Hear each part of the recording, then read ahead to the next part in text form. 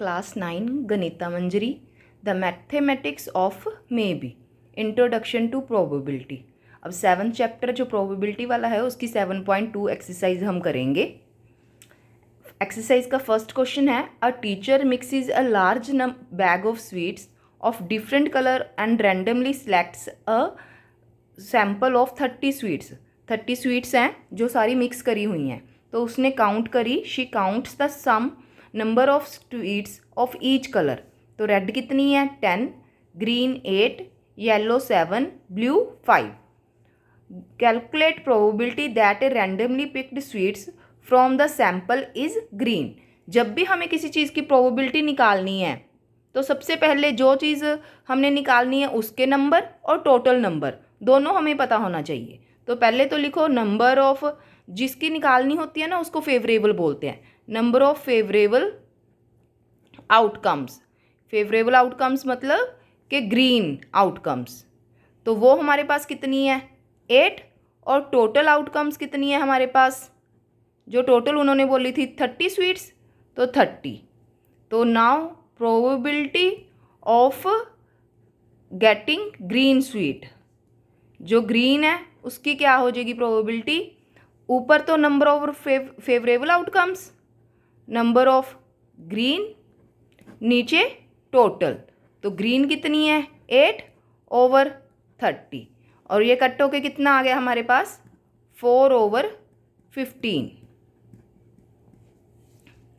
Now the second one, total number of sweets कितनी है 600 in a large bag. Estimate how many are likely to be yellow based on the sample results.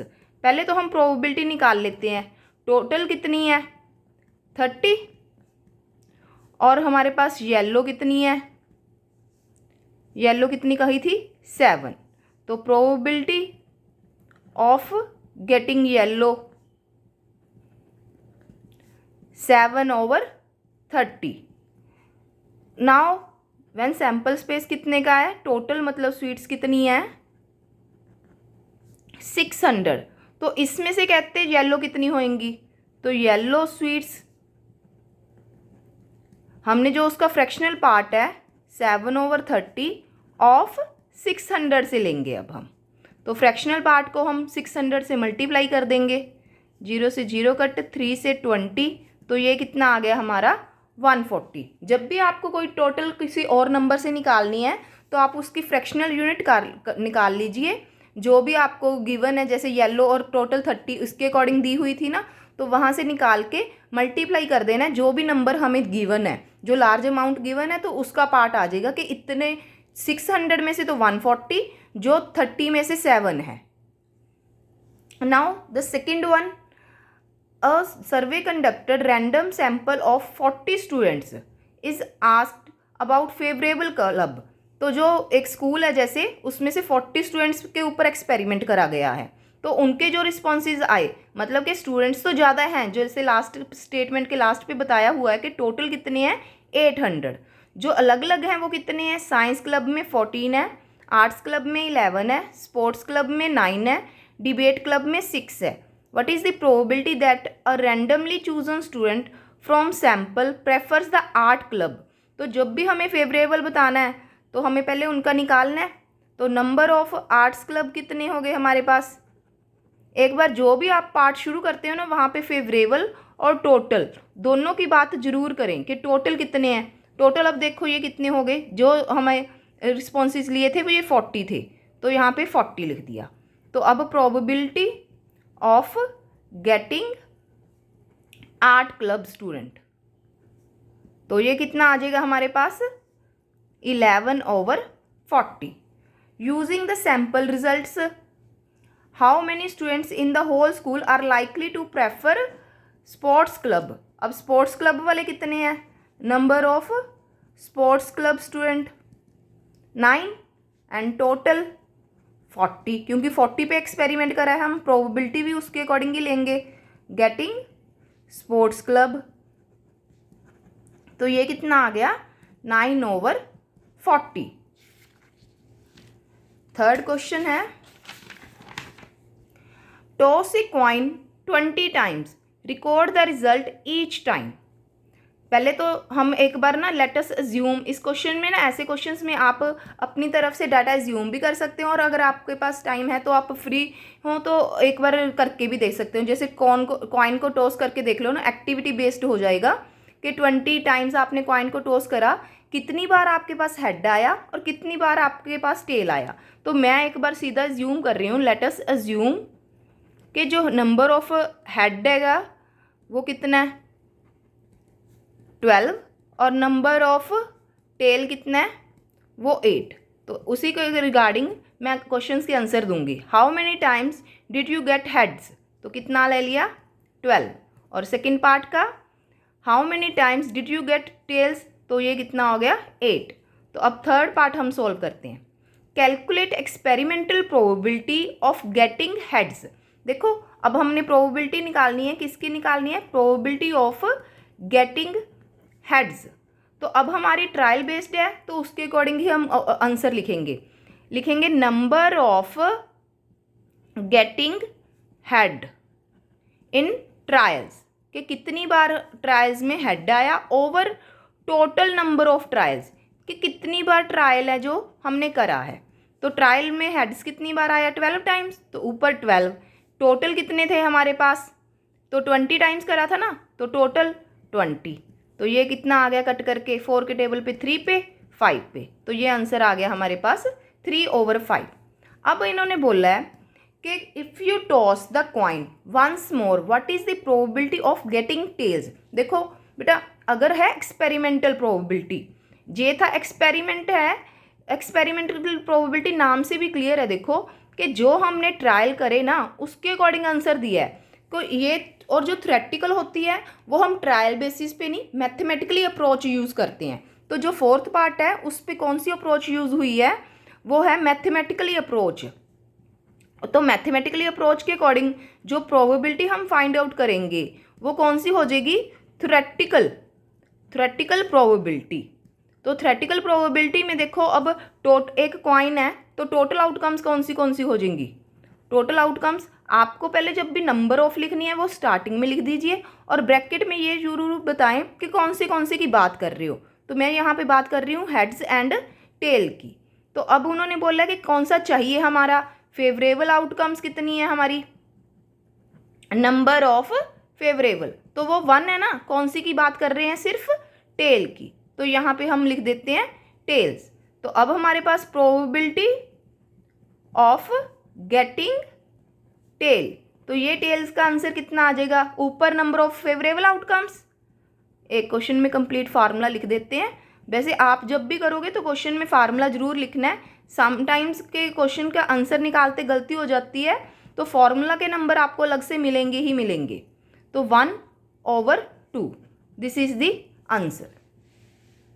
आगे है fourth question, toss a paper club into 100 times. After each toss, record whether the cup ends its bottom.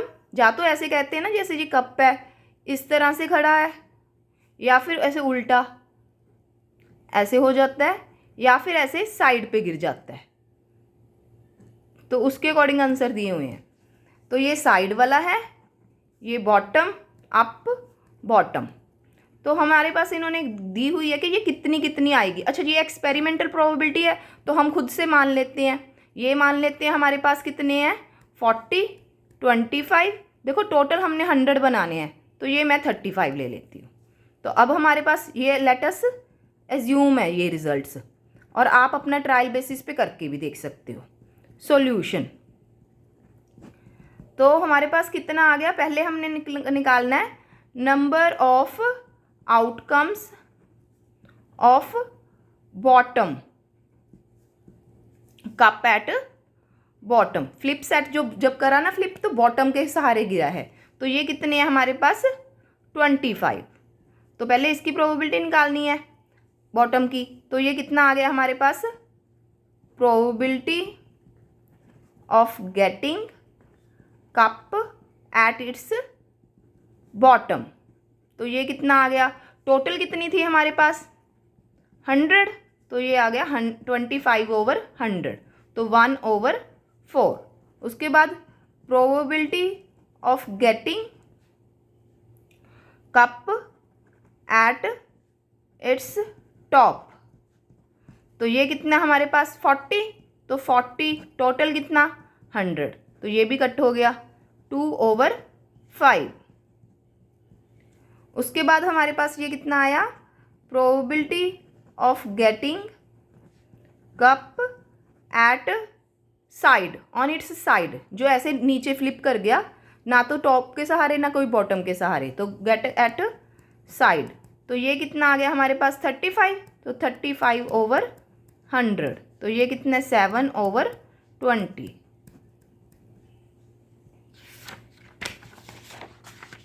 Now the fifth sum, what is the probability of getting an even number when rolling a fair six sided die. तो six sided में हम बात कर रहे हैं कि जो dice है, तो टोटल आउटकम्स कितनी हो जाती हैं डाइस पे 6। कौन से ऑप्शन होते हैं, 1 dot, 2 dot, 3 dot, 4 dot, 5 dot, 6 dot, साथ में ब्रैकेट में मेंशन जरूर करना है आपने। उसके बाद favourable outcomes, number of favourable outcomes, देखो फेवरेबल में 3 आएंगी और ब्रैकेट में मेंशन जरूर करो कौन सी 2, 4 एंड 6। तो अब हमारे पास probability of getting an even number, even number की कितनी आ जाएगी हमारे पास, ऊपर फेवरेबल आउटकम्स, नीचे टोटल आउटकम्स। आप बेटा फार्मूला जरूर लिखना है, number of favourable outcomes over total outcomes. तो ये कितना आ गया 1/2 answer. Solution, 6th question, suppose you roll a six sided dice 12 times. हमें एक डाइस को रोल करा है, कितनी बार करा है 12 times, and gate A 3 times.